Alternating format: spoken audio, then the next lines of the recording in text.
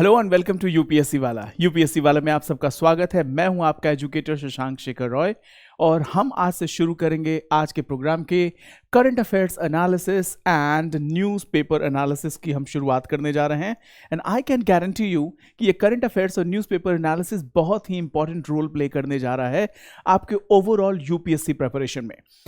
मैं I'll make sure that I'm using Hindi and English both, ताकि हिंदी और इंग्लिश मीडियम दोनों ही मीडियम के बच्चों को इस प्रोग्राम से बेनिफिट मिल सके। चलिए शुरू करते हैं आज का सेशन। पहले हम बताएंगे what this program is all about. ये प्रोग्राम क्या है, right? Just give me one moment and we will start this session today. Yes, here it is. और आज जो हम कवर करने वाले, ये मेरी ही पिक्चर है, your educator right in front of you. And yes, topics जो हम कवर करने वाले हैं, इसमें किस तरीके से प्रोग्राम होगा हम आपको बताएंगे। Why to read newspaper, newspaper पढ़ना क्यों ज़रूरी है। पढ़ना इसलिए ज़रूरी है क्योंकि अगर आप न्यूज़पेपर नहीं पढ़ेंगे तो आपका होलिस्टिक लेवल पे प्रिपरेशन नहीं हो पाएगा। यूपीएससी एग्जामिनेशन बहुत ही डायनेमिक एग्जामिनेशन है। इस एग्जामिनेशन में सिर्फ आपको नॉलेज की ज़रूरत नहीं है, आपके एप्लीकेशन ऑफ नॉलेज की भी ज़रूरत है। आपको लैंग्वेज कॉम्पिटेंसी डेवलप करना है, आपको अपने एक्सप्रेशन पे काम करना है, आपको बहुत अच्छे सेलेक्टेड वर्ड्स यूज करने हैं, फ्रेजेस यूज करने हैं, आपको डायग्राम बनाना सीखना है। और इन सारी चीजों के लिए अगर कोई एक चीज है जो आपको सबसे ज्यादा मदद कर सकती है तो वो है newspaper.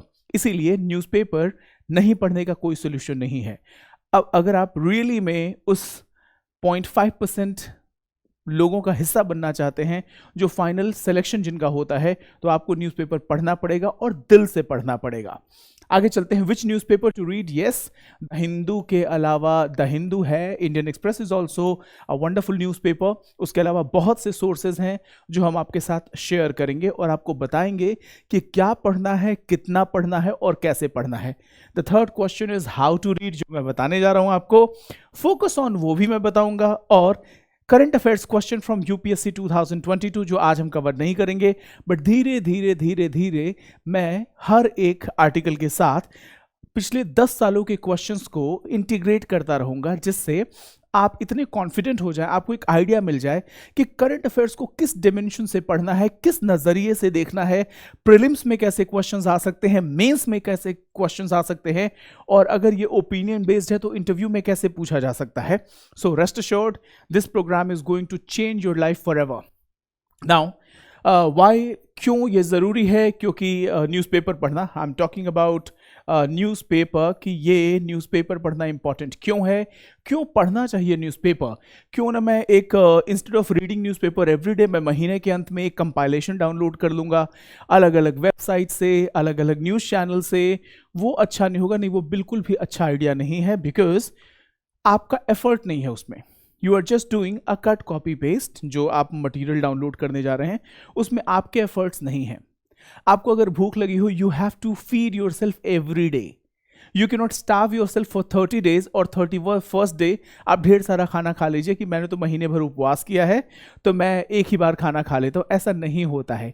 You need a time to sleep, you need time to digest that food, you need time to involve yourself in some physical activities so that food can be digested.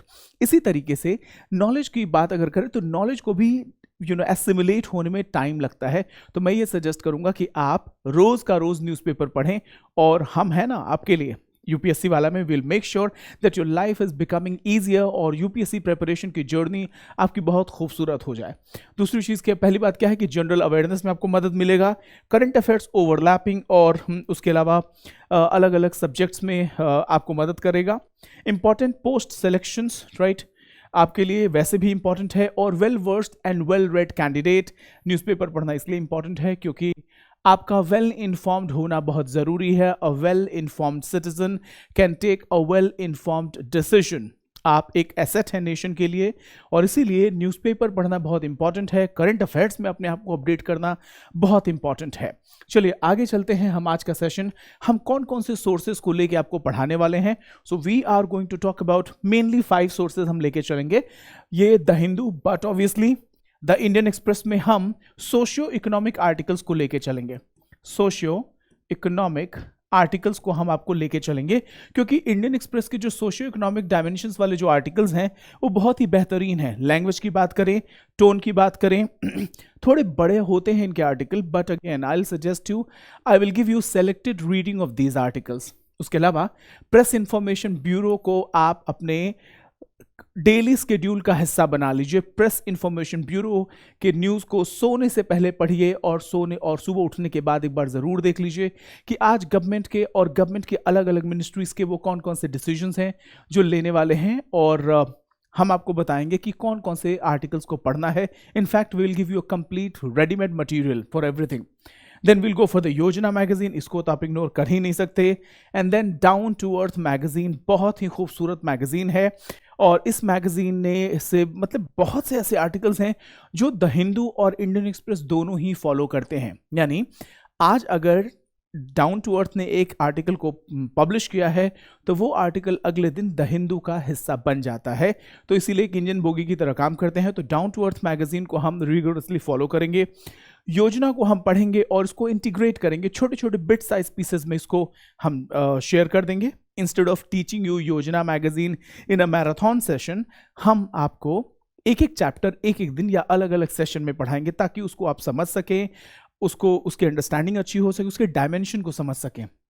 तो ये मेनली हमारे 5 sources होंगे, but ऐसा नहीं है कि इसके अलावा हम और कहीं से रिसोर्सेज नहीं लेंगे। We can take material content from the Wikipedia, we can go for some other international newspapers. Idea यह है कि आपको हर वो सहूलियत देना, हर वो सपोर्ट देना जो आपके लाइफ को एज एन एस्पिरेंट ईजी बना सके और डे टू डे बेसिस पे आप अपने आप को अपडेट कर सके, अपग्रेड कर सके। ये हमारा मोटिव है। चलिए शुरू करते हैं आज का सेशन। एक चीज और भी है कि इस आर्टिकल में, इस पूरे प्रोग्राम में we will give you 360 degree perspective, 360 degree का व्यू देना है आपको, ताकि एक पर्टिकुलर इश्यू को आप अलग अलग डायमेंशन में समझ सकें। मेरे दोस्तों, मैं आपको बताऊं आपको कि यूपीएससी एग्जामिनेशन में एक बहुत बड़ा मिथ है, knowledge is not power, its application is. Knowledge हर किसी के पास है, लेकिन उसका एप्लीकेशन क्या है, उस नॉलेज का करना क्या है। You may have one current affairs, but उस करंट अफेयर्स का अलग अलग डायमेंशन हो सकता है इन political scenario, in international relations, in economic perspective related to human life, human development. So अलग अलग dimensions को हम समझाएंगे, इसीलिए आपको 360 डिग्री पर्सपेक्टिव देंगे इस प्रोग्राम के थ्रू। आगे चलते हैं। एक अच्छा सा कोट आपके लिए है, direction is so much more important than speed, some are going nowhere fast. So इस बात को याद रखिएगा, ये मैंने आपके लिए लिया है, और ये मैं मोटिवेशनल स्पीच या मोटिवेशनल कोट नहीं दे रहा, ये जिंदगी की सच्चाई है कि हमारे पास स्पीड तो बहुत है, लेकिन उस स्पीड का क्या करना जिसका डायरेक्शन नहीं है। सो हम में से बहुत से लोग, आपके और मेरे जैसे लोग, बिना डायरेक्शन के ही दौड़ रहे हैं। आप सोच के देखिए कि अगर एक सैटेलाइट लॉन्च करना हो इंडिया को, या वर्ल्ड में कहीं कोई सैटेलाइट लॉन्च हो रहा है और उस सैटेलाइट का डायरेक्शन क्लियर नहीं है, सो सारा पर्पस डिफीट हो जाएगा। सैटेलाइट में reach into the space, but satellite will not reach up to its purpose. Satellite अपना पर्पस अचीव नहीं करेगा। सैटेलाइट को लॉन्च करने का जो पर्पस था, वो सारा पर्पस डिफीट हो जाएगा। तो हम भी एक डायरेक्शनलेस मिसाइल की तरह हैं। तो मैं एक बात बोलूंगा, स्पीड से ज़्यादा डायरेक्शन पे ध्यान दीजिए, यानी नॉलेज से ज़्यादा उसके एप्लीकेशन पे ध्यान दीजिए। चलिए शुरू करते हैं आज का सेशन। और आज के सेशन में द हिंदू से हमने जो आर्टिकल लिया है वो ये है दैट आर एंड रवि, अब फिर से एक और मुद्दा हमारे सामने आया है। ये लेटर लिखा गया, टी.आर. बालू ने ये लेटर लिखा है that MPs from the DMK and like minded political parties are requested to kindly visit Anna Arivalayam headquarters to sign a memorandum addressed to the president pertaining to immediate withdrawal of the governor of Tamil Nadu. So, governor और chief ministers के बीच में एक लगातार tussle चल रहा है, और यह पहला मौका नहीं। अभी कुछ दिनों पहले आरिफ मोहम्मद खान साहब चर्चा में थे बिकॉज ऑफ हिज स्टेटमेंट। तो हमने इस आर्टिकल को पहले भी कवर किया है, but again we'll cover it and will give you an idea about कि इसका डायमेंशन क्या है, इसको किस तरीके से देखना है, प्रॉब्लम्स क्या है। So the first article is DMK seeks support for recalling T N governor R and Ravi. So what is the role of office of governor? Governor के ऑफिस को बनाने का पर्पस क्या था, क्या रोल्स एंड रिस्पॉन्सिबिलिटीज हैं गवर्नर की, chief minister का क्या रोल है, काउंसिल ऑफ मिनिस्टर्स का क्या रोल है, वो कौन कौन से आर्टिकल्स हैं जो गवर्नर ऑफिस से रिलेटेड हैं। इन सारी चीज़ों को हम वन बाय वन डिस्कशन करेंगे, but first of all let me give you a primer, let me take you to the flashback.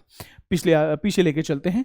ये आपने अभी दिल्ली में एक जंग छिड़ी हुई है लेफ्टिनेंट गवर्नर विनय कुमार सक्सेना और अरविंद केजरीवाल के बीच में लगातार टसल की खबरें आती रहती हैं। यहाँ पे जगदीप धनखड़ साहब, जो कि अब हमारे वाइस प्रेसिडेंट हैं, he was the then governor of West Bengal and their constant fighting and bitterness between the chief minister and Jagdeep Dhankar ji. Then again, this is the image of Pinarayi Vijayan and Arif Mohammad Khan, जो भी बहुत ही चर्चा में हैं। और अब इनके अलावा एक और नाम जुड़ गया है, मिस्टर रवि का। नाउ एक और वर्ड हमारे सामने आया है, प्लेजर, डॉक्ट्रिन ऑफ प्लेजर। ये वर्ड लगातार हमारे सामने चर्चा में आ रहा है because of the constant fighting between the governor and the chief minister. So pleasure, doctrine of pleasure क्या है, गवर्नर के रोल्स एंड रिस्पॉन्सिबिलिटीज क्या है, गवर्नर की अथॉरिटी क्या है, वो कौन कौन से आर्टिकल हैं या वो कौन कौन से लैंडमार्क जजमेंट्स हैं जिसमें गवर्नर के पावर को के बारे में बातें कही गई हैं। उसके अलावा वो कौन कौन से कमीशन हैं जो गवर्नर के पावर से रिलेटेड हैं, जो पास्ट में कॉन्स्टिट्यूट किए गए थे और उनके क्या क्या रिकमेंडेशन थे। Will give you complete details. So let's start for here it is. Article 164, the chief minister is appointed by the governor and the other ministers are appointed by the governor on the recommendation of the chief minister. So article 164 को कहीं note कर लीजिए। यही pattern central government में भी follow होता है, that president of India appoints the prime minister of India and other cabinet ministers are appointed on the recommendation of the prime minister. उसी तरीके से, चूंकि हमारी कंट्री एक फेडरल स्टेट है, फेडरल नेशन है, फेडरल स्ट्रक्चर ऑफ गवर्नेंस है हमारे यहाँ, इसी तरीके से हम स्टेट लेवल पे governor appoint the chief minister and chief minister in return recommends the appointment of other ministers. In a constitutional scheme in which they are appointed solely on the CM's advice, the pleasure referred to is also taken to mean the right of the CM to dismiss a minister and not that of the governor. So यहाँ पे हम doctrine of pleasure के बारे में बात करें, ये है क्या? So मान लीजिए कि चीफ मिनिस्टर ने किसी मिनिस्टर का रिकमेंडेशन किया, किसी एमएलए को मिनिस्टर बनाने का रिकमेंडेशन किया। Later on there is a dispute और disagreement between the chief minister and the minister, या फिर सेंट्रल लेवल पे there is a disagreement between the prime minister of India and one of the cabinet minister. What will happen? He may be asked to resign, he may be asked to leave, resign, or he may recommend the governor at the state level to dismiss that particular member of the political party or the minister. ये है doctrine of pleasure. इसके अलावा in short, the governor of an Indian state cannot remove a minister on his own. ये आरिफ मोहम्मद खान साहब के हम article से ले लिया हम लोगों ने, because recently he gave a statement that whom ये गवर्नमेंट सर्वेंट के बारे में उन्होंने स्टेटमेंट दिया था कि अगर कोई भी ऐसा गवर्नमेंट सर्वेंट है who is lowering the dignity of the government or the state, he will be removed, he will be fired from the office and I'm empowered to do so. But आपको लगता है कि governor is responsible, governor is entitled or empowered to take such decisions? उसके अलावा article 163 क्या कहता है? Article 163 कहता है the council of ministers with the chief minister at the head of is to aid and advise the governor in the exercise of his function except insofar as he is by or under his constitution required to exercise his functions or any of them in his discretion. Governor और president of India के पास discretionary power बहुत ही कम होते हैं। हमारे यहाँ constitutional amendment के बाद से यह कहा गया है that Chief Minister is to be, Governor is bound by the advice of the Council of Minister and Council of Minister is headed by the Chief Minister at the state level and the Prime Minister at the central level. इसी बात को कहा गया है that it is Governor is bound by the advice of the Council of Minister headed by the Chief Minister and और governor और president के पास बहुत ही लिमिटेड डिस्क्रिशनरी पावर है। और वो डिस्क्रिशनरी पावर कब है? जनरल इलेक्शंस हुए, लेजिस्लेटिव असेंबली के इलेक्शंस हुए किसी स्टेट में, या सेंट्रल गवर्नमेंट में इलेक्शंस हुए, यूनियन गवर्नमेंट में इलेक्शंस हुए, और कोई भी पॉलिटिकल पार्टी मेजॉरिटी में नहीं है।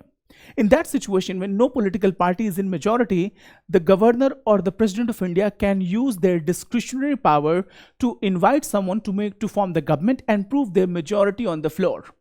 मैं फिर से समझाता हूं, गवर्नर और प्रेसिडेंट के डिस्क्रिशनरी पावर क्या है? बहुत ही लिमिटेड डिस्क्रिशनरी पावर है, और वो पावर है in case after general election और आफ्टर स्टेट असेंबली इलेक्शन अगर कोई भी पॉलिटिकल पार्टी मेजॉरिटी में नहीं है, इन दैट सिचुएशन गवर्नर का ये रोल होता है कि वो अपने डिस्क्रिशन से का यूज करके किसी भी पॉलिटिकल पार्टी को सरकार बनाने के लिए आमंत्रित कर सकते हैं और उनको बाद में बोल सकते हैं कि आप अपनी मेजॉरिटी प्रूव कीजिए. That is the discretionary power of the governor and the president of India. Primarily हम गवर्नर के बारे में बात करेंगे. उसके अलावा और क्या, the governor has no independent power to appoint any minister. The governor is a de jure or the titular head of the government and not an active participant in the day-to-day functioning of the government. ये article वैसे कल का है, mister are N Ravi से related ये article नहीं है, but मैं ये समझाना चाहता था what is the clash, what is the bone of contention. वो कौन कौन से आर्टिकल हैं जो गवर्नर ऑफिस से रिलेटेड हैं, वो कौन कौन से कमीशन हैं जिन्होंने गवर्नर ऑफिस के बारे में और गवर्नर के पावर के बारे में रिकमेंडेशन दिए हैं, ताकि आपका कॉन्सेप्ट क्लियर हो जाए. कुछ और भी आर्टिकल हैं, ये कुछ डिसीजंस लिए हैं, कुछ लैंडमार्क जजमेंट्स हैं delivered by the supreme court of India. Shamsher Singh versus state of Punjab 1974. The apex court has said that we are a parliamentary democracy and the government should ideally behave just like the British monarch. In Nawam Rabia case 2016, Supreme Court ruled that Article 163 of the Constitution does not give the governor a general discretionary power to act against or without the advice of his Council of Ministers. Mahavir Prasad versus Prafulla Chandra 1969 में भी यह question उठा था, and it said governor's pleasure under Article 164 is a subject to Article 164 too. Thus, the withdrawal of the government's pleasure must coincide with the withdrawal of the support of the ministry. Simple, ये doctrine of pleasure के बारे में बात हो रही है, जिसके बारे में ये लगातार मुद्दा आ रहा है हमारे सामने. Now, NCT Delhi versus Union of India 2017 में the Supreme Court stated that the real power must vest in the elected representative as we are a representative democracy. ये Supreme Court ने अपना डिसीजन दिया था 2017 में Aam Aadmi Party versus lieutenant governor Arvind Kejriwal government versus lieutenant governor of Delhi के बारे में ये डिसीजन दिया था that governor office, the role of governor office is to assist the day-to-day administration of the government, और गवर्नमेंट की पूरी रिस्पॉन्सिबिलिटी है डेमोक्रेटिकली इलेक्टेड रिप्रेजेंटेटिव की, और गवर्नर को उनके डे टू डे एडमिनिस्ट्रेशन में इंटरफेयर नहीं करना चाहिए. यह सुप्रीम कोर्ट ने 2017 में अपने डिसीजन में कहा था. सो प्राइमरीली आर्टिकल 163, आर्टिकल 164 और ये 4 केसेस को अपने पास आप नोट कर लीजिएगा, एंड इस तरीके से आपका पूरा का पूरा टॉपिक क्लियर हो जाएगा about governors office, power of governor. उसके अलावा आप कुछ और भी नोट कर सकते हैं, and that is commission, Sarkaria commission और MM पुंछी कमीशन, इन दोनों ऑफिसेस का भी रिकमेंडेशन था, और वो रिकमेंडेशन ये था that it is the time to implement the various recommendation for the office of the governor to keep it apolitical. Governor must be a non-political person. A president of India must be a non-political person. But in the past few months, in the past few years, or we have seen that the governor's office has been mired in controversy because of one or the other reasons.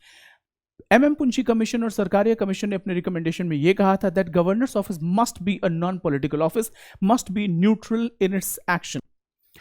The Punchi Commission recommended that deleting the doctrine of pleasure from the Constitution, और ये recommendation दिया था कि doctrine of pleasure का जो clause है, का जो स्टेटमेंट है, इसको हमें डिलीट करने की ज़रूरत है, because it is open for interpretation और misinterpretation, misuse and abuse of power by the person who is in the office. तो इस तरीके से ये आपके कुछ आर्टिकल्स हैं, जो हालांकि ये कल का आर्टिकल है, आरिफ मोहम्मद खान और पिनाराई विजन से रिलेटेड है, लेकिन आज के आर्टिकल्स में मैंने आपको इंटीग्रेट करके दिखा दिया, ताकि अगर आपका क्लास अगर छूट, this is the first session जो मैंने लिया है यूपीएससी वाला के प्लेटफॉर्म में रिलेटेड टू करंट अफेयर्स. आगे चलते हैं. आज के सेशन में दूसरा आर्टिकल हम कवर करते हैं, और दूसरा आर्टिकल कुछ इस तरीके से है. Yes, Netanyahu inching towards reclaiming power in Israel. तो अभी तक फाइनल रिजल्ट्स नहीं आए हैं, लेकिन फाइनल रिजल्ट्स का हम वेट नहीं करेंगे. I want you to learn something, I want you to do some mapping. UPSC examination में जो करंट अफेयर्स आप पढ़ते हैं, उसमें ऐसा नहीं है कि करंट अफेयर्स में हर बार आपको कोई क्रिटिकल डेटा मिलेगा. अगर आपको डेटा मिलता है, डेटा ले लीजिए. डेटा नहीं मिला तो एटलीस्ट मैपिंग कर लीजिए. मैपिंग अगर नहीं कर पा रहे तो कम से कम कुछ अच्छे स्टेटमेंट्स, कुछ अच्छे कोट्स, कुछ अच्छे डायग्राम्स बना लीजिए टीम, कुछ अच्छे डायग्राम्स बना लीजिए, डेटा ले लीजिए, मैपिंग कर लीजिए, कुछ स्टेटमेंट्स नोट कर लीजिए, कुछ अच्छे वर्ड्स आ रहे हैं वो नोट कर लीजिए। तो बहुत सी चीज़ें हैं जो आपको करनी पड़ती हैं जब आप करंट अफेयर्स के लिए प्रिपेयर करते हैं। तो अभी रिजल्ट नहीं आया है, but I want you to do this mapping. चलिए हम मैपिंग कर लेते हैं। इजराइल आपको दिख रहा है यहाँ पे, ये इजराइल है। अब इजराइल के चारों तरफ जो कंट्रीज हैं उनको क्लॉकवाइज में और एंटी क्लॉकवाइज में घुमाना शुरू कीजिए। ठीक है, ठीक। क्या करते हैं हम, इजराइल के चारों तरफ जो कंट्रीज हैं उसको क्लॉकवाइज में और एंटी क्लॉकवाइज समझने की कोशिश करते हैं, क्योंकि ये 2020 प्रीलिम्स का क्वेश्चन था। 2020 प्रीलिम्स का क्वेश्चन था। उसके अलावा एक और जगह है Golan Heights. Golan Heights, this is the territory belong to Syria, लेकिन अब ये इजराइल के कैप्चर में है और बहुत इंपॉर्टेंट है। सो आप गोलन हाइट्स के चारों तरफ कौन कौन सी कंट्रीज हैं, इजराइल है, जॉर्डन है, सीरिया है एंड लेबनान है। क्लॉकवाइज और एंटी क्लॉकवाइज दोनों देख लेंगे क्योंकि ये 2020 के प्रीलिम्स में ये क्वेश्चन आ चुका है। उसके अलावा इजराइल के चारों तरफ जो कंट्रीज हैं उनको जरा देख लीजिए, Jordan, Egypt, Lebanon and Syria, चार कंट्रीज जो है, और पैलेस्टीन तो इसके अंदर ही है। सो ये चार कंट्रीज प्राइमरली हैं। आप इनको क्लॉकवाइज और एंटी क्लॉकवाइज में देख लीजिए। एक चीज और भी मैं बताऊंगा, आप अगर इसमें मैंने ट्रॉपिक ऑफ कैंसर कैप्रिकॉर्न, इसको लैटिट्यूड पे मैंने मैप नहीं किया, आप इसको लैटिट्यूड पे भी देख सकते हैं। तो इस तरीके से मैपिंग जरूर कर लीजिएगा क्योंकि ये पूरा वेस्ट एशिया, सेंट्रल एशिया और अब यूरोप मैपिंग के पर्सपेक्टिव से इंपॉर्टेंट होते जा रहे हैं। पोर्ट्स के बारे में पूछा जा सकता है, कंट्रीज के नेबरहुड के बारे में पूछा जा सकता है, किसी कॉन्फ्लिक्ट एरिया के बारे में पूछा जा सकता है, किसी कॉरिडोर के बारे में पूछा जा सकता है। सो मैपिंग बहुत इंपॉर्टेंट है, मैपिंग को कभी इग्नोर मत कीजिएगा, इसलिए मैंने ऐड किया। गोलन हाइट्स देख लीजिए, इजराइल देख लीजिए। उसके अलावा COP 17 कहाँ हो रहा है, what is the location for COP 17? Please let me know in the not COP 17, COP 27 team, आप मुझे कमेंट सेक्शन में बताइएगा COP 27 कहाँ ऑर्गेनाइज होने जा रहा है। दैट इज शर्म अल शेख में ये ऑर्गेनाइज होने जा रहा है। And where is it located? It's located here, Egypt के टेरिटरी है Sinai peninsula. Sinai peninsula is not only the territory of Egypt, ये इजराइल की भी टेरिटरी है जिसको इजराइल ने कैप्चर किया था आफ्टर 6 डे वॉर। सो सिनाई पेनिनसुला में शर्म अल शेख आपको देखने को मिलेगा, गल्फ ऑफ अकाबा भी देखने को मिलेगा, सुएज कनाल वहीं पास से होकर निकलेगा। तो इन सारे एरियाज को मैप में आप बहुत अच्छे से पढ़ लीजिए। मैं फिर से एक बार आपको क्लियर कर देता हूं, just give me one moment. आपको इस पूरे मैपिंग में करना क्या है, इस पूरी मैपिंग में आपको जितना भी इंफॉर्मेशन है उसको मैप कर लीजिए। ठीक है, तो चलिए करते हैं। सबसे पहले आपको इजराइल के नेबरहुड कंट्री के बारे में, नेबरहुड कंट्रीज के बारे में आप क्लॉकवाइज और एंटी क्लॉकवाइज प्रिपेयर कर लीजिए, इसको ट्रॉपिक्स पे मैप करके देख लीजिए। उसके अलावा गोलन हाइट्स को देख लीजिए। देन यहाँ पे शर्म अल शेख में जहाँ पे कॉन्फ्रेंस ऑफ पार्टीज होने जा रहा है वो देख लीजिए। सिनाई पेनिनसुला देख लीजिए, गल्फ ऑफ अकाबा यहाँ पे होगा और सुएज कनाल देख लीजिएगा। और इस तरीके से आपका सारा कॉन्सेप्ट क्लियर हो जाएगा। Let's move on to another one. फिर से ये आर्टिकल थोड़ा सा ज़्यादा क्लियर है, इसमें गोलन हाइट्स के बारे में पूरी अच्छी तरीके से बताया गया है। इस गोलन हाइट्स का चारों तरफ से क्लॉकवाइज और एंटी क्लॉकवाइज मैपिंग कर लीजिएगा। सी ऑफ गैलीली देख लीजिएगा, जॉर्डन को देख लीजिएगा, ठीक है। और इजराइल मैंने बताया आपको, जॉर्डन रिवर बताया, वेस्ट बैंक, ये सारा मैपिंग आप बहुत अच्छे से करेंगे क्योंकि मैपिंग बहुत इंपॉर्टेंट है, प्रीलिम्स के पर्सपेक्टिव से बहुत ही इंपॉर्टेंट है। इस बार कम से कम 2022 के प्रीलिम्स में 5 क्वेश्चंस हैं जो डायरेक्टली और इनडायरेक्टली मैपिंग से रिलेटेड हैं ना। उसके अलावा एक और भी इंपॉर्टेंट है अब्राहम अकॉर्ड। अब्राहम अकॉर्ड भी इंपॉर्टेंट है आपके करंट अफेयर्स के पर्सपेक्टिव से, इंटरनेशनल रिलेशंस के पर्सपेक्टिव से अब्राहम अकॉर्ड इंपॉर्टेंट है। Israel and UAE strike historic deal. Israel and the UAE have reached a historic peace deal that will normalise diplomatic relations between Israel and Middle East countries, primarily United Arab Emirates. So Abraham accord के बारे में आपको थोड़ा सा information gain करना होगा। और इस बार के यूपीएससी मेंस में क्वेश्चन पूछा गया है I2U2। I2U2 को अगर हम हिंदी में बोलें तो होगा हम दो हमारे दो, हम दो हमारे दो, I2U2। लेकिन यहां पे इसका मतलब नहीं है, इसका मतलब यह है कि आपकी 4 कंट्रीज हैं, India, Israel, USA and UAE. I2U2 ये यूपीएससी मेंस का क्वेश्चन हो चुका है। इसको क्वाड 2.0 का भी नाम दिया गया है। क्वाड के बारे में आपने देखा है। तो कई बार कंट्रीज को याद करने के लिए आप ग्रुपिंग्स को याद कर लीजिए, उससे रीजनल ग्रुपिंग तैयार हो जाएगा, मैपिंग तैयार हो जाएगा, इंटरनेशनल रिलेशंस का पर्सपेक्टिव तैयार हो जाएगा। तो आपको I2U2, Abraham accord, Golan Heights, gulf of Aqaba, COP27 शर्म अल शेख का लोकेशन, सुएज कनाल और सिनाई पेनिनसुला, इन सब को कवर कीजिए।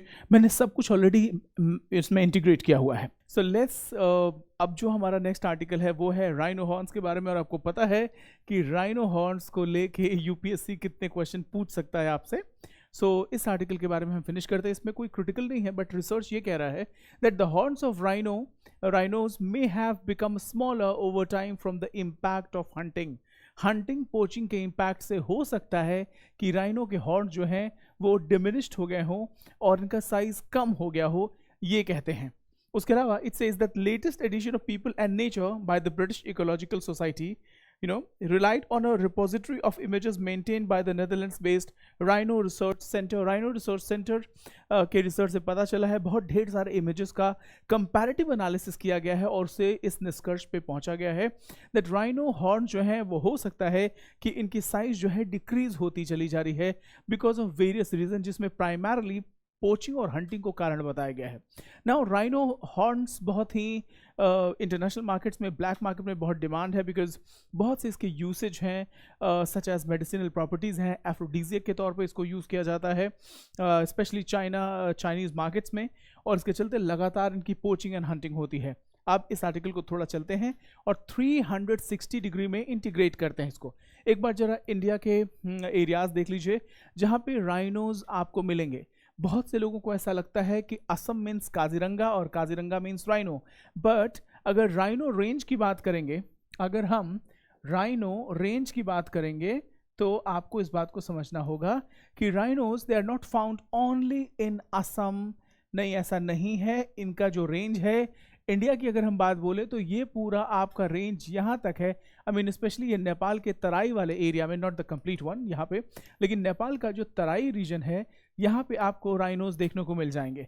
अगर वर्ल्ड की बात बोले तो हमेशा आपको राइनोज का जो क्लाइमेटिक कंडीशन है, जो क्लाइमेटिक अडेप्टेबिलिटी है, that is not for high altitude की हम बात बोलेंगे तो नहीं है। कोल्ड एरियाज में आपको ये नहीं मिलेंगे। So they will always be found in areas located between Tropic of Cancer and Tropic of Capricorn. So ideally they should be found in South Africa. So current affairs में ये पढ़ने के बजाय राइनो कहाँ मिलेगा, कैसे मिलेगा, ये बेटर है कि आप राइनो की क्लाइमेट अडेप्टेबिलिटी को समझ लें कि राइनोज कौन से किस तरीके के क्लाइमेट में सर्वाइव और थ्राइव करते हैं। सो एक बार ज़रा इसको देखिए। ये हमारे 3 वेराइटीज़ हैं, 3 स्पीशीज़ हैं। Indian rhinos, then we have Javan rhinos and we have Sumatran rhinos. They are believed to be extinct now.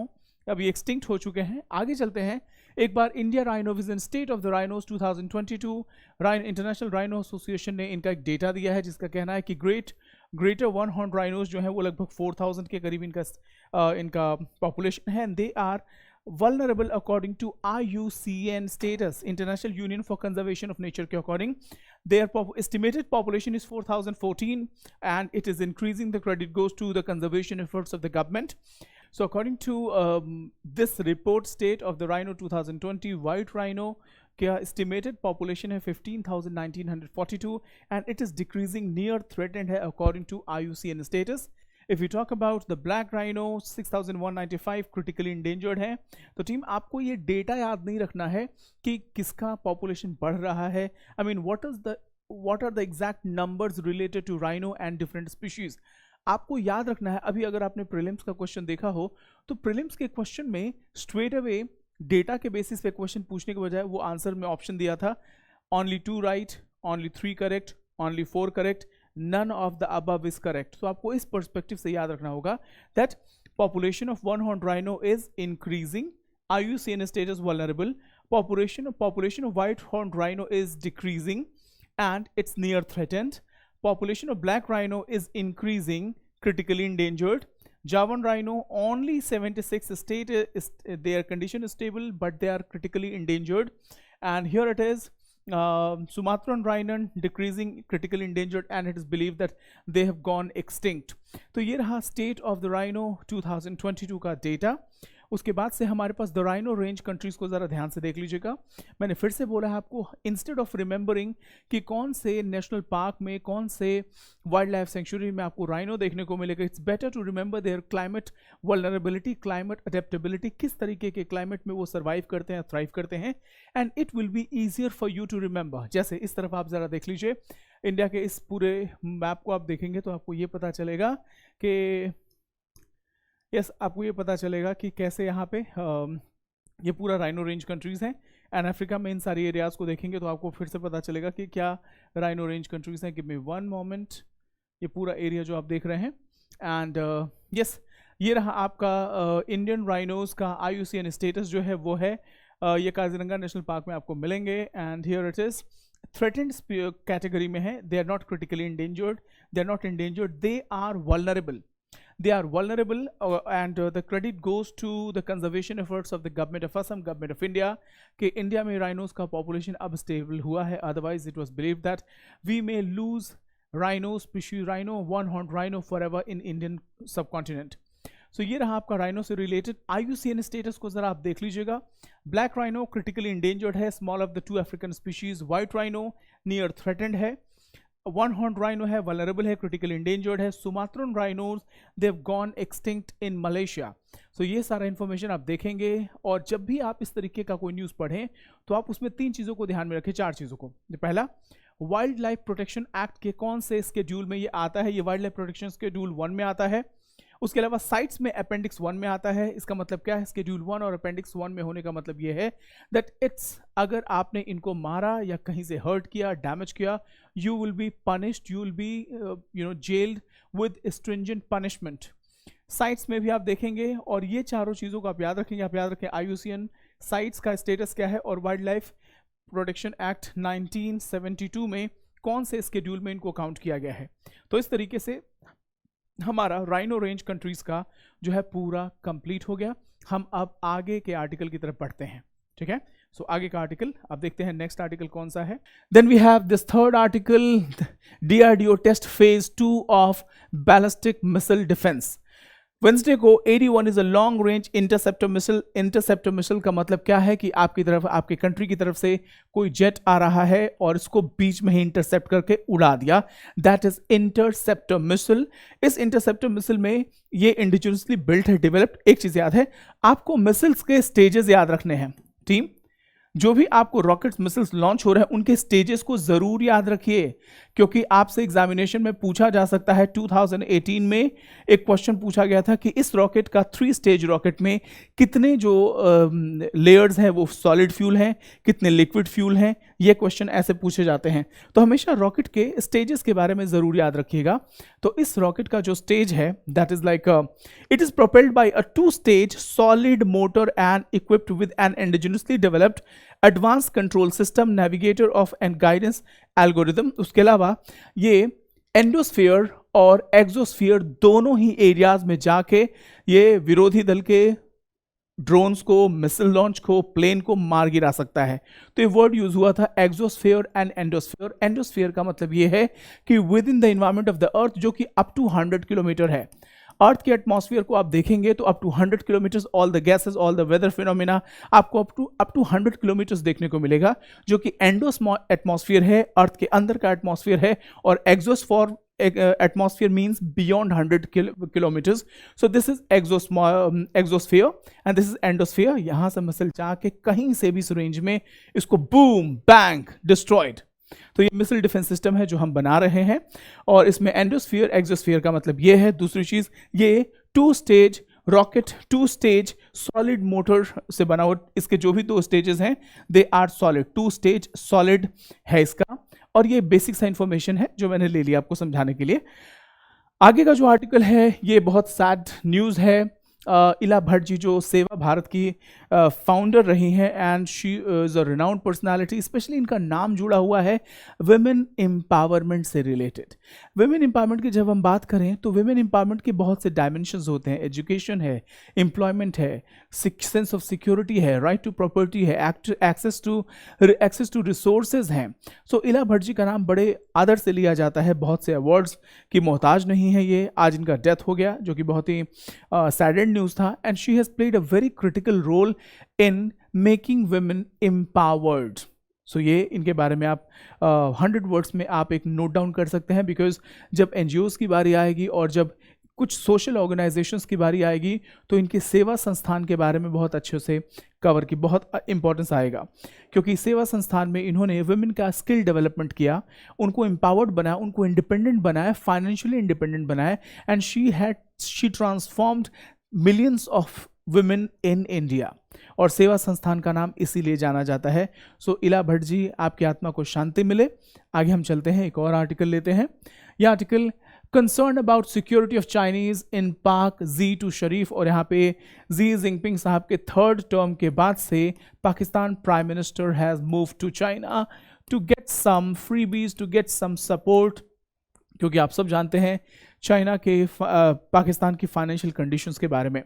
Pakistan has become unstable, and it is becoming more and more unstable day by day. We are afraid that it is also following the path of Sri Lanka, जो कि economic crisis से जूझ रहा है। और ये but obviously कोई भी इंस्टेबिलिटी अगर पाकिस्तान में, चाइना में, म्यांमार में, बांग्लादेश में, अफगानिस्तान में, श्रीलंका में कहीं भी होती है तो it will impact India. UPSC का सिलेबस है इंडियाज नेबरहुड पॉलिसी, और द इम्पैक्ट ऑफ पॉलिसीज और decision of the developed countries and developing countries, ये भी आपके यूपीएससी सिलेबस का हिस्सा है। एक बार जरा हम देखते हैं, इस आर्टिकल में ऐसा कुछ क्रिटिकल नहीं है। Xi Jinping said that he is deeply concerned about the security of the Chinese personnel working in projects in the country. He has given some statements. A priority in China's neighborhood diplomacy. China has mentioned neighborhood diplomacy. Pakistan China का iron clad all weather friend है। उसके अलावा financial की बात की गई, iron clad friendship and Beijing placed Pakistan in a priority in our neighbourhood diplomacy. उसके अलावा मेन लाइन 1 रेलवे लाइन के बारे में बात किया गया है, जो कि पाकिस्तान के एरिया में चाइना की फंडिंग से डेवलप की जा रही है। सो एक बार जरा हम देख लेते हैं चाइना के इकोनॉमिकल इंफ्रास्ट्रक्चरल डेवलपमेंट क्या हो रहे हैं पाकिस्तान में। सो ये है चाइना के 5 finger theory. This is known as 5 finger theory. What China says, what is the meaning of 5 finger theory? 5 finger theory का सिक्योरिटी स्टैब्लिशमेंट में या फिर लिटरेचर में कोई जिक्र नहीं है कि ये वाकई है क्या। This is a figment of imagination, this is the imagination of एक मनगढ़ंत कहानी है चाइना की to capture the territory illegally. ये 5 फिंगर थ्योरी क्या कहता है? 5 फिंगर थ्योरी ये कहता है that all the area, the China main land is the rest, Tibet is the palm, and 5 fingers represent the territory which China rightly belong to, or the territory which are supposed to be within the jurisdiction of China। तो आप अगर देखेंगे तो यहाँ पे आपके अरुणाचल प्रदेश का Tawang reason है, फिर आप यहाँ पे देख लीजिए आपका डोकलाम प्लेटू का इशू है, ये नेपाल की टेरिटरी है, ये उत्तराखंड हिमाचल की टेरिटरी है, और ये पूरा का पूरा एरिया जो है आपने अभी गालवान वैली का इंसिडेंट देखा ही देखा है। So this is known as 5 finger theory. China says that this particular area is mainland China, the palm is Tibet, and the 5 fingers are the area who rightly belong to China। ये जहाँ कहीं भी ये 5 fingers spread हो रहे हैं, ये पूरी टेरिटरी हमारी है। अगर आप इसको ध्यान से देखेंगे तो आपको ये भी पता चलेगा कि 1962 वॉर से लेके अभी तक जितने भी इन्वेजन्स हुए हैं, जितने भी अटैक हुए हैं, जितना भी इंग्रेशन हुआ है, वो सारा का सारा इसी एरिया में हुआ है। तो इसीलिए मैंने आपको सोचा कि आपको 5 फिंगर थ्योरी समझा दूँ। आपने तवांग रीजन के बारे में जानते हैं, डोकलाम प्लेटू का मुद्दा आपने देखा, लिपू लेक उत्तराखंड में देखा आपने, उसके अलावा गालवान वैली का इंसिडेंट देखा है। And this particular area is the area of concern जहां से चाइना पाकिस्तान इकोनॉमिक कॉरिडोर होके जा रहा है। अभी एक दिन पहले शंघाई कोऑपरेशन ऑर्गेनाइजेशन की मीटिंग में हमारे एक्सटर्नल अफेयर्स मिनिस्टर ने क्लियरली मेंशन किया that sovereignty means that you should respect the boundary of other countries as well. और उनका रेफरेंस था चाइना पाकिस्तान इकोनॉमिक कॉरिडोर की तरफ, which is a multi-billion-dollar project, passing through China, but this is passing through Pak-occupied Kashmir, which is illegally held by Pakistan. But despite knowing the fact, China is making inroads, making developing infrastructure, which is a security threat for India. Security threat in the what I mean is कि एक possibility है कि हो सकता है कि future में India को टू फ्रंट वॉर फेस करना पड़े, एक पाकिस्तान की तरफ से और एक चाइना की तरफ से, और अगर ऐसा होता है तो सिचुएशन विल बी ग्रेम। आगे एक बार जरा इन सारे एरियाज को देख लीजिएगा। This is the route map of China Pakistan economic corridor, और इस चाइना पाकिस्तान इकोनॉमिक कॉरिडोर को बनाने का मेन रीजन क्या था? China was always afraid of this bottle नेक, जिसको हम बोलते हैं straight of Malacca. Strait of Malacca is only 14 to 16 kilometer wide and it can be choked. ये major choke point है. So China was always afraid कि अगर मेरी industrial security के लिए, एनर्जी सिक्योरिटी के लिए अगर मुझे इसी तरीके से तरफ से अगर जाना हुआ, और यहाँ पे अगर एक यूएस और इंडिया ने ब्लॉकेड कर दिया, ये ब्लॉक कर दिया ये area, then what will happen? In order to avoid this trap, China built massive infrastructure. In fact, they were the security infrastructure बनाए गए और इस तरीके से स्ट्रेट ऑफ मलाक्का के उसको पार किया गया। They made infrastructure in Myanmar, they made infrastructure in Bangladesh, they made infrastructure in Nepal, they made infrastructure in Pakistan, they reached Gwadar port, और इस तरीके से they avoided this bottle neck trap जो यहाँ था, so that there in energy and security is never compromised. They can enter into Indian Ocean from here, Chittagong port from here, they can enter from here, and this was the purpose. इसी के लिए China ने in the name of infrastructure development बहुत से dual purpose infrastructure बनाए Indian ocean reason में and across the world, और उसको नाम दिया belt and road initiative. Belt and road initiative China Pakistan economic corridor Pakistan पाक ऑक्यूपाइड कश्मीर से होके जाता है, जिसका इंडिया ने लगातार विरोध किया है। सो इसीलिए मैंने इस आर्टिकल के थ्रू आपको कुछ समझाने की कोशिश की है। फाइव फिंगर थ्योरी क्या है और ये किस तरीके से China Pakistan now China Pakistan railway, ये आर्टिकल का हिस्सा है जो मैंने आपको दिखाया। China Pakistan railway mentioned here, तो ये भी आपके अलाइन में एक apart from China Pakistan economic corridor का हिस्सा है, और ये रेलवे ट्रैक यहाँ से यहाँ तक बन रहा है, which is not a good sign from India security perspective से देखा जाए तो ये बिल्कुल भी अच्छा नहीं है। So this is how we made ये आर्टिकल। आपको बस थोड़ा सा मैंने इमेजेस ऐड किए हैं ताकि आप चीज़ों को अच्छी तरीके से समझ सकें, मैपिंग कर सकें, चीज़ों को बहुत अच्छे से रिटेन कर सकें। आगे चलते हैं, हमारे पास एक तीसरा आर्टिकल आ रहा है और वो आर्टिकल है in a U turn Sunak says that he will attend COP27 in Egypt. मैंने अभी पहले आर्टिकल में बताया था कि ये शर्म अल शेख है, दिस अ बीच रिजॉर्ट जो इजिप्ट के टेरिटरी में आता है। इसको अच्छे से याद कर लीजिएगा, इसमें बाकी कोई क्रिटिकल इन्फॉर्मेशन अभी नहीं आया है COP27 के बारे में।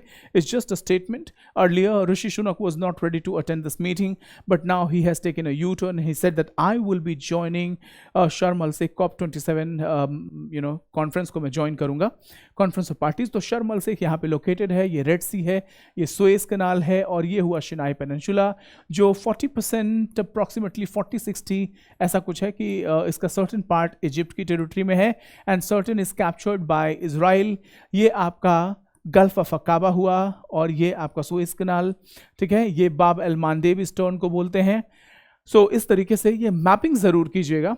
आगे चलते हैं। Germany's call for human rights meet may test India stance on Iran.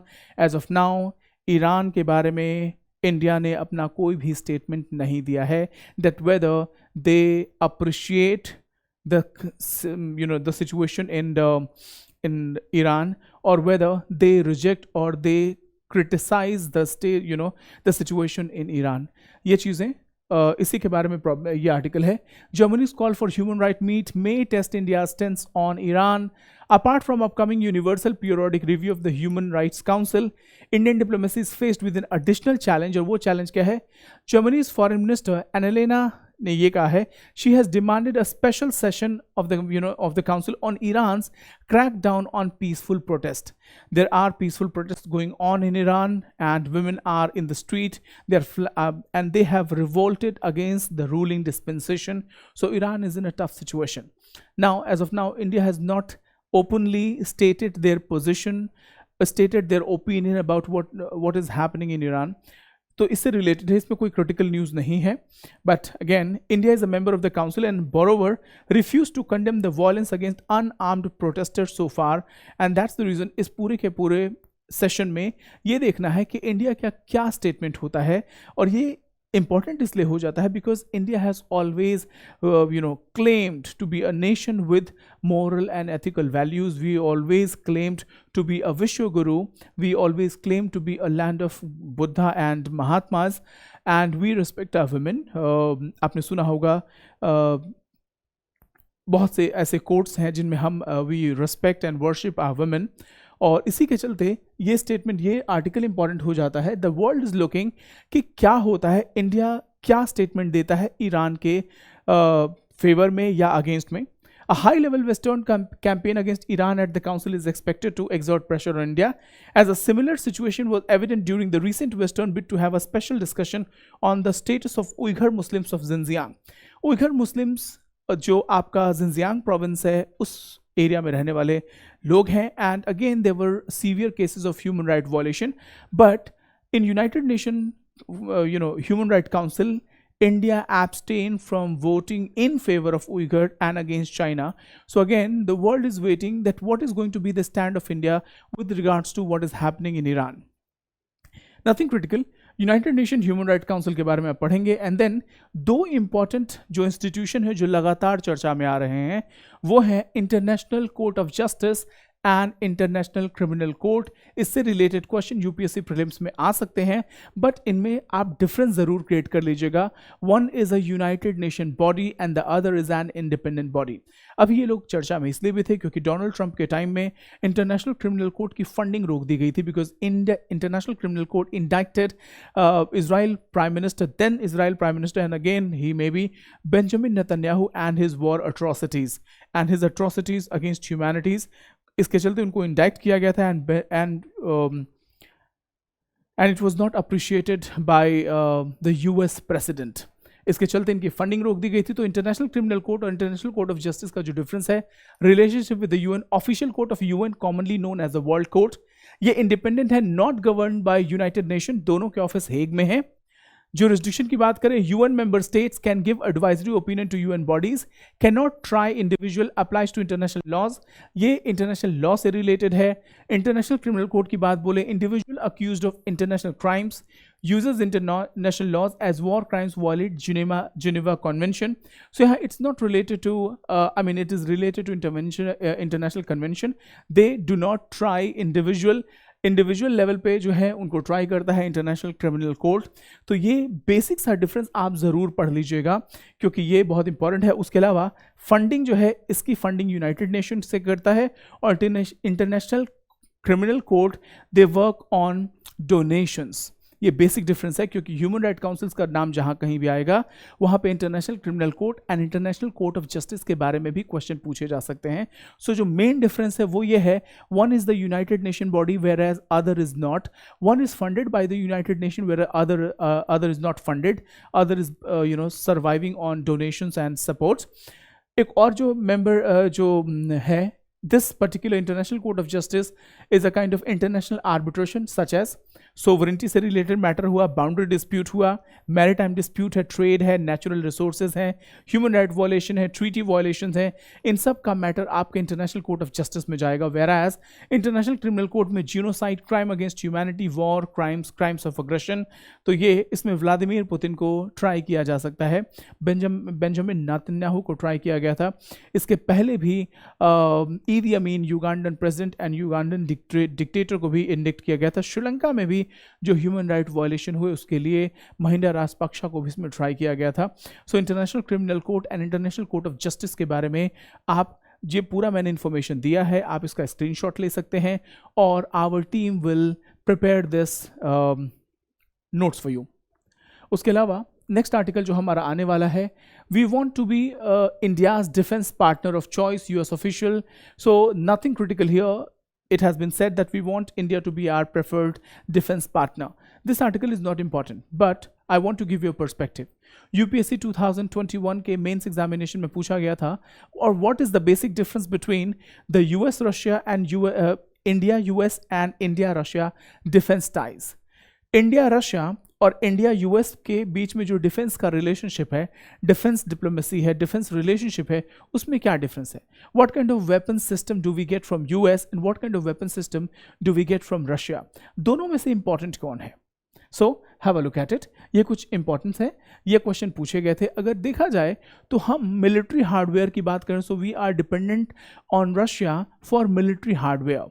we buy submarines, we buy helicopters, we buy AK-47, we buy fighter jets, we buy warships, we buy multiple things. So mainly they are hardware in nature. They are hardware in nature, whereas when we talk about US defense relationship, they are mainly based on technology. They are technology driven.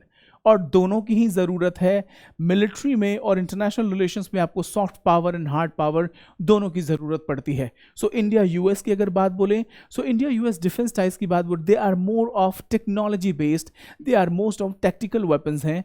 और इसी के लिए हमने 5 foundational agreement sign किए। जब हम Russia की बात करते हैं तो Russia is more like the hardware supplier for India.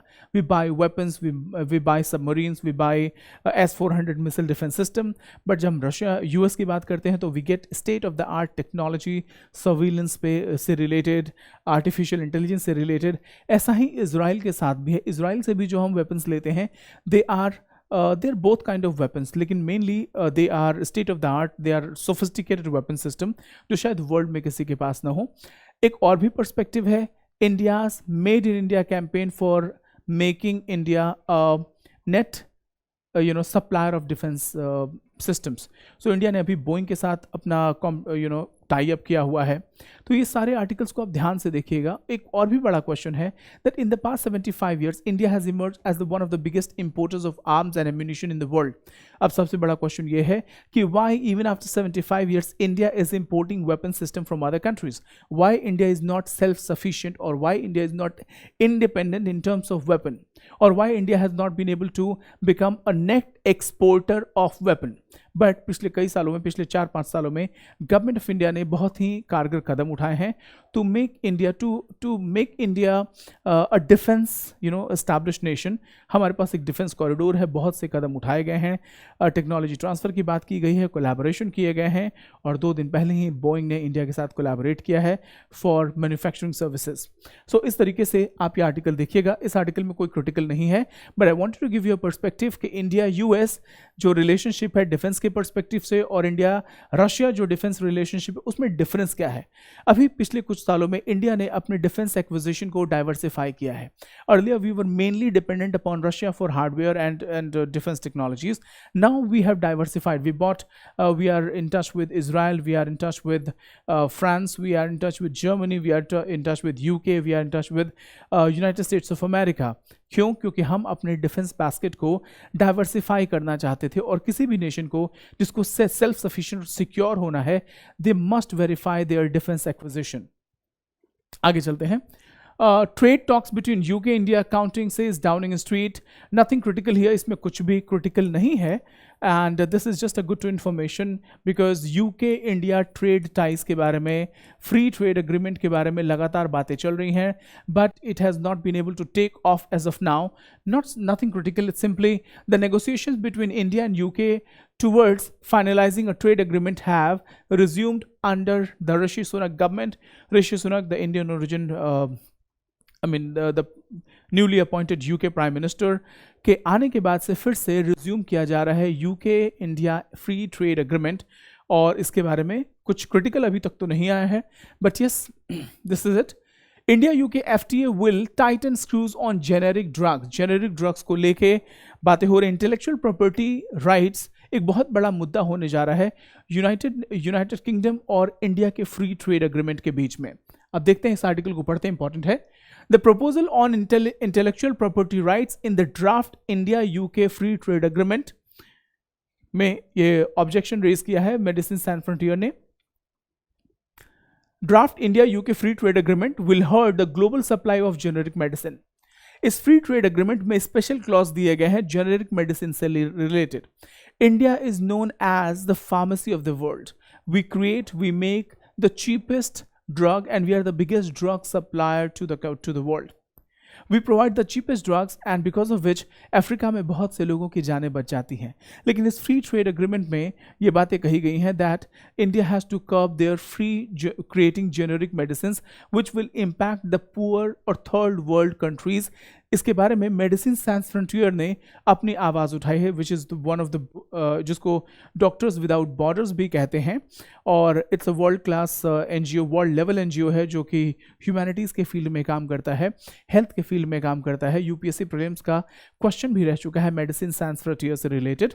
So here this article says that intellectual property chapter of the India UK FTA contains harmful IP provisions. क्या है?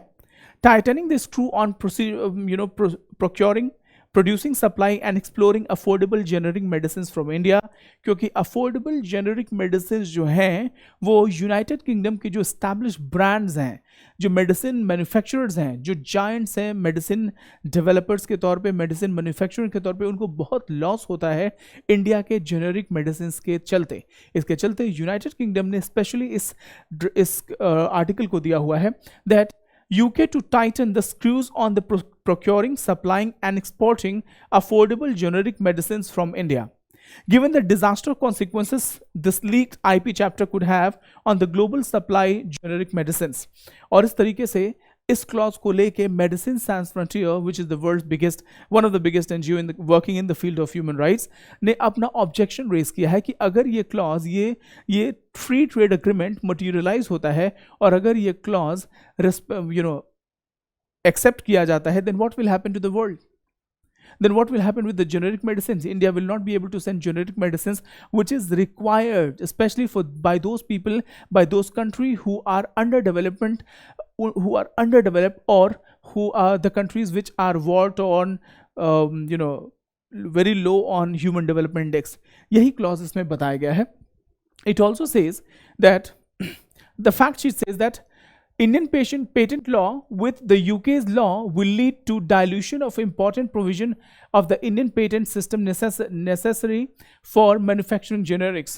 So mainly ये generics के बारे में क्लॉज जोड़ा गया है कि इंडिया अपने generic medicines के supplies को कर्ब करेगा, कंट्रोल करेगा, because that is not in favor of the medicine giants, pharmaceutical giants from the United Kingdom. आगे चलते हैं. ये है मेडिसिन सैंस फ्रंटियर का ये लोगो है, यानी doctors without borders, doctors without borders. And ये है branded drugs versus generic medicine. Difference क्या होता है? The most important thing to note down between branded drugs and generic medicine is both contain a similar active ingredients, लेकिन उनकी packing में difference होता है, उनकी ब्रांडिंग में डिफरेंस होता है. इसी के लिए जेनेरिक मेडिसिन बहुत सस्ते होते हैं, वेयरएज आपके जो ब्रांडेड मेडिसिन होते हैं वो बहुत कॉस्टली होते हैं. Generic drugs are available at a lower price and it makes it affordable for most of the people. There is a difference in the color of a generic drug and brand name drug, but their taste remain the same. उनके chemical equations same होते हैं, उनके chemical properties same होती हैं, and they are effective in the same manner like the branded medicine. So ये generic medicine और branded medicine का basic difference है. ये है मेडिसिन सैंस फ्रंटियर का लोगो, और ये इंटेलेक्चुअल प्रॉपर्टी से राइट रिलेटेड एंगल मैंने आपको इसमें समझाने की कोशिश की है. आगे चलते हैं. Pahari ethnic community added to schedule tribe list of Jammu and Kashmir. So ये एक इसमें दो ऑर्गेनाइजेशन मेनली आपको याद करने हैं. Ministry of tribal affairs, ministry of tribal affairs के मैंडेट क्या है? मिनिस्ट्री ऑफ ट्राइबल अफेयर्स के मैंडेट क्या है? उसके अलावा national commission for schedule tribe, ये क्या है? इसके मैंडेट क्या है? कॉम्पोजिशन क्या है? इसमें कौन कौन से कितने मेंबर्स होते हैं? टेन्योर कितना होता है? मैंडेट क्या होता है? लेकिन उससे भी पहले हम जरा पढ़ लेते हैं कि national commission for schedule caste और national commission for schedule tribe, article 338 schedule caste के लिए, article 338A for schedule tribes. और ये लक्ष्मीकांत भी जरा पढ़ेंगे, बहुत इजी है समझना. मिनिस्ट्री ऑफ ट्राइबल अफेयर्स के काम क्या है? लेकिन एक और वर्ड जो आपको सर्च करना पड़ेगा वो है particularly vulnerable tribal groups. Team, ये न्यूज़ इंपॉर्टेंट नहीं है, लेकिन इंपॉर्टेंट क्या है, ये इंपॉर्टेंट है कि इसमें जो भी रिलेटेड एडिशनल इंफॉर्मेशन है, for example the national commission for scheduled tribe has now cleared the way for the inclusion of Pahari ethnic group in the scheduled tribes list of the union territory of Jammu and Kashmir. Inclusion of the Pahari tribe, Koli and Gadda Brahman communities to be included in the ST list of Jammu and Kashmir. सो मैं आपको suggest करूंगा. इसके अलावा the Pir Panjal valley, जहां पे ये दिया गया है, the Pir Panjal valley is home to Gujjars and Bakarwals, जिन्होंने अपना प्रोटेस्ट जो ऑलरेडी एसटी की कैटेगरी में है, लेकिन जब पहाड़ी कम्युनिटी को इसमें इंक्लूड किया जा रहा है, so they are protesting that these Pahari community people should not and must not be included within the ST group. तो आप इन चीज़ को नोट करेंगे, लेकिन मैं आपको सजेशन दूंगा, इस आर्टिकल में बहुत क्रिटिकल कुछ भी नहीं है, बट क्रिटिकल क्या है, इंपॉर्टेंट क्या है, ministry of tribal affairs, national commission for scheduled tribes and national commission for scheduled caste, and then particularly vulnerable tribal groups. ये पर्टिकुलरली वल्नरेबल ट्राइबल ग्रुप्स नहीं है. पर्टिकुलरली वल्नरेबल ट्राइबल ग्रुप्स होते क्या है? देखिए, ट्राइबल ग्रुप्स की बात अगर करें तो शेड्यूल कास्ट, शेड्यूल ट्राइब्स की अगर बात बोले, so why are they called schedule tribes? Because they have not been able to become the part of the main stream society. They still live in isolation. They still follow the primitive techniques, primitive way of living. और particularly vulnerable tribal groups तो और भी ज़्यादा isolated होते हैं, जैसे Shompen tribes, Onge tribes, Jarawas tribes of Andaman Nicobar, Gond tribes of Odisha. Odisha is one of the state जहाँ सबसे ज़्यादा ट्राइबल पॉपुलेशन है. तो ये लोग पर्टिकुलरली वल्नरेबल ट्राइबल ग्रुप्स हैं. इनका पॉपुलेशन बहुत कम होता है, लिटरेसी लेवल तो बिल्कुल बहुत ही कम होता है, ह्यूमन डेवलपमेंट भी बहुत नीचे लेवल पे होता है, because they are mostly completely isolated from the main stream society. For example Jarawas की बात कर लीजिए, ओंगे ट्राइब्स की बात कर लीजिए, शोम्पेन ट्राइब्स की बात कर लीजिए. सो ये पर्टिकुलरली वल्नरेबल ट्राइबल ग्रुप्स में आते हैं. ठीक, मैं क्या समझाने की कोशिश कर रहा हूँ कि आपको किसी भी आर्टिकल को पढ़ें तो उसके कीवर्ड्स को सर्च करना शुरू करें, एंड साइड बाय साइड अपना रिसर्च भी करते रहें. National Commission for Scheduled Caste and Scheduled Tribes, Article 338 and 338A. Apart from that, what is the difference between Scheduled Tribes and Scheduled Caste? उसके अलावा particularly vulnerable tribal groups क्या है? Particularly vulnerable tribal groups जो है as of now जो last update था वो है 75 particularly vulnerable tribal groups. तो ये रहा, इसमें keywords को मैंने सर्च करके आपको बताया है. Now India wheat export doubles to 1.48 billion in April-September. अप्रैल सितंबर में इंडिया का जो वीट एक्सपोर्ट था 1.48 बिलियन रहा अप्रैल से सितंबर के बीच में ये रुक गया था because of Russia Ukraine war. Now इस आर्टिकल को मैंने क्यों लिया है? क्योंकि मैंने फिर से यहाँ पे इस आर्टिकल में आपको डेटा याद रखने की ज़रूरत नहीं है कि इंडिया ने कितना वीट एक्सपोर्ट किया, इंडिया ने कितना फ्रेश फ्रूट एक्सपोर्ट किया, इंडिया ने कितना बासमती एक्सपोर्ट किया, इंडिया ने कितना पोल्ट्री प्रोडक्ट्स इंपोर्ट किया. ये इंपॉर्टेंट नहीं है. इंपॉर्टेंट ये है APEDA, agriculture and processed food export development authority. ये नाम आया था यूपीएससी में. कई बार ऐसा होता है नाबार्ड के बारे में, सिडबी के बारे में ऐसे, या कृषि विकास संस्थान के बारे, कृषि विज्ञान केंद्रास के बारे में, स्मॉल फार्मर्स एसोसिएशन के बारे में, small farmers association agriculture consortium के बारे में आपसे क्वेश्चन पूछे जा सकते हैं. इसीलिए मैंने अपीडा लिया. बाकी कोई इन्फॉर्मेशन बहुत नहीं. एक जगह एक जिक्र आया हुआ है that it happened because of the Russia Ukraine war wheat का शॉर्टेज देखा गया. अपीडा के बारे में क्या है? Agriculture and processed food products export development authority, ministry of commerce and industry development, government of India. APEDA के बारे में आप याद कर लीजिएगा. अपीडा का जो मैंडेट है, it was created in 1986 under agriculture and processed food products export authority act in 1985. Main responsibility APEDA का क्या है?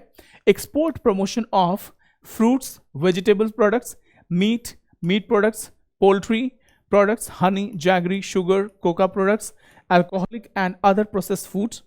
It has brought qualitative change in the agriculture marketing field. So mainly processed food, इसका नाम जिस तरीके से आप देखिए, agriculture and processed food products export development authority APEDA under ministry of commerce and industry. इसको याद रख लीजिएगा, सिंपल सा है. उसके अलावा कुछ और इमेजेस इंटीग्रेट किए हैं जो कि दिखाते हैं कि वर्ल्ड के मेजर फूड ग्रोइंग कंट्रीज कौन कौन सी हैं.